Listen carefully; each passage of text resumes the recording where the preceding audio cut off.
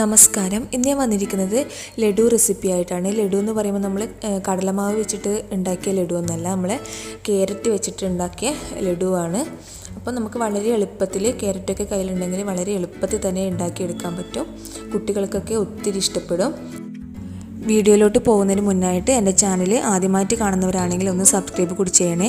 കൂടാതെ ബെൽ ബട്ടണിൽ ഓൾ എന്ന ബട്ടൺ പ്രസ് ചെയ്ത് കഴിഞ്ഞാൽ ഞാനിടുന്ന വീഡിയോസ് നിങ്ങൾക്ക് നോട്ടിഫിക്കേഷനായിട്ട് ലഭിക്കും. അപ്പോൾ നമുക്ക് വീഡിയോ കണ്ടു നോക്കാം. ലഡു ഉണ്ടാക്കാൻ വേണ്ടിയിട്ട് ഞാൻ ഒരു പാൻ അടുപ്പിൽ ചൂടാൻ വെച്ചിട്ടുണ്ട്. അതിലേക്ക് 1.5 ടീസ്പൂൺ നെയ്യ് ഒഴിച്ചു കൊടുക്കുന്നുണ്ട്. അതൊന്ന് മെൽട്ടായി വരുന്ന സമയത്ത് നമുക്ക് കുറച്ച് ഉണക്ക മുന്തിരി ഇട്ട് കൊടുക്കാം. അല്ലെങ്കിൽ നമുക്ക് കശുവണ്ടി ആയാലും ചേർത്ത് കൊടുത്താൽ മതി. നിങ്ങൾക്ക് ഏതാണോ ഇഷ്ടം അത് ഇട്ട് കൊടുക്കുക. എന്നിട്ട് നന്നായിട്ടൊന്ന് വഴറ്റിയെടുക്കുക. അപ്പോൾ അതിങ്ങനെ ഒരു പൊങ്ങി വരും. ആ പൊങ്ങി വരുന്ന സമയത്ത് നമുക്കിതിൽ നിന്നും കോരി മാറ്റാം.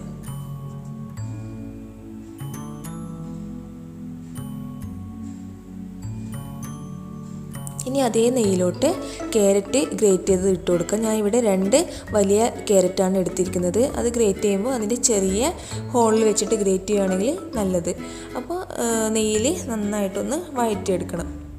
അപ്പോൾ നെയ്യും ക്യാരറ്റൊക്കെ നന്നായിട്ട് വഴറ്റിയെടുക്കുമ്പോൾ നമ്മൾ ഇട്ട ക്വാണ്ടിറ്റിയിൽ നിന്നും കുറച്ച് കുറഞ്ഞിട്ടുണ്ടാകും.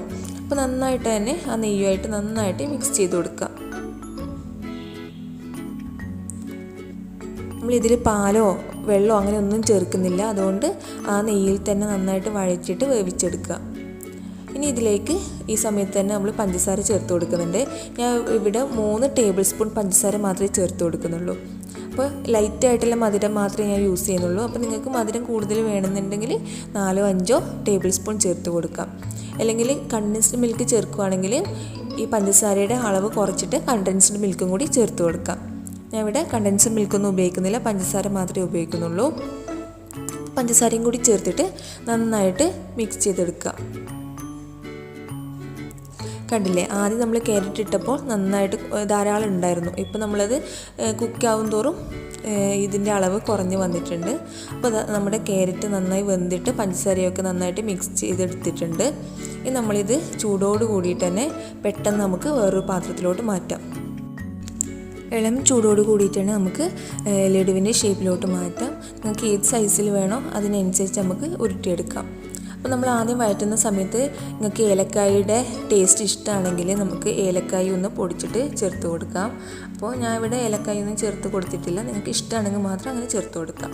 അപ്പോൾ ഉരുട്ടിയിട്ട് അതിൻ്റെ കൂടെ നമ്മുടെ ആദ്യം റോസ്റ്റ് ചെയ്ത് വെച്ച മുന്തിരി ഉണ്ടല്ലോ അതും കൂടി ഇട്ടിട്ട് ഒന്ന് ഡെക്കറേറ്റ് ചെയ്യാം. ഒന്നെങ്കിൽ ഇങ്ങനെ ചെയ്യാം, അല്ലെങ്കിൽ നമ്മൾ ഈ നമ്മുടെ ഇതുണ്ടല്ലോ ക്യാരറ്റ് വഴറ്റിയപ്പോൾ തന്നെ നമുക്ക് ഈ റോസ്റ്റ് ചെയ്ത മുന്തിരിയും കൂടി ഇതുപോലെ ഇട്ട് കൊടുത്തിട്ട് നമുക്ക് ഉരുളകളാക്കി എടുക്കാം. വളരെ പെട്ടെന്ന് തന്നെ നമുക്ക് ഒരു ലഡു ഉണ്ടാക്കിയെടുക്കാൻ പറ്റും. നമ്മൾ നെയ്യും പഞ്ചസാരയും ഈ ക്യാരറ്റും മാത്രമേ നമ്മൾ ഉപയോഗിച്ചിട്ടുള്ളൂ. വെറും 3 ചേരുവ വെച്ചിട്ടാണ് നമ്മൾ ടേസ്റ്റി ആയിട്ടുള്ള ലഡു തയ്യാറാക്കി എടുക്കുന്നത്. അപ്പോൾ ഇതിൽ ക്യാരറ്റ് ആയതുകൊണ്ട് തന്നെ ഫുഡ് കളറിൻ്റെ ഒന്നും ആവശ്യമില്ല, നല്ലൊരു ഓറഞ്ച് കളർ തന്നെയുണ്ട്. കണ്ടില്ലേ, അപ്പോൾ നമ്മുടെ ക്യാരറ്റ് വെച്ചിട്ടുള്ള ക്യാരറ്റ് ലഡു ഇവിടെ റെഡി ആയിട്ടുണ്ട്. അപ്പോൾ എല്ലാവരും ഇതൊന്ന് ട്രൈ ചെയ്ത് നോക്കുക, എല്ലാവർക്കും ഇഷ്ടപ്പെടും. അപ്പോൾ വീഡിയോ കണ്ടിട്ട് ഇഷ്ടപ്പെടുവാണെങ്കിൽ ലൈക്ക് ചെയ്യാനും കമൻറ്റ് ചെയ്യാനും ഷെയർ ചെയ്യാനും ഒന്നും മറക്കരുത്. അതുപോലെ തന്നെ ചാനൽ സബ്സ്ക്രൈബ് ചെയ്യാത്തവരൊന്ന് സബ്സ്ക്രൈബ് കൂടി ചെയ്യുക, ബെൽ ബട്ടൺ അമർത്തുക. അപ്പോൾ മാത്രമേ നിങ്ങൾക്ക് നോട്ടിഫിക്കേഷനായിട്ട് ലഭിക്കുകയുള്ളൂ. അപ്പോൾ അടുത്തൊരു വീഡിയോയുമായി കാണുന്നത് വരെ നന്ദി, നമസ്കാരം.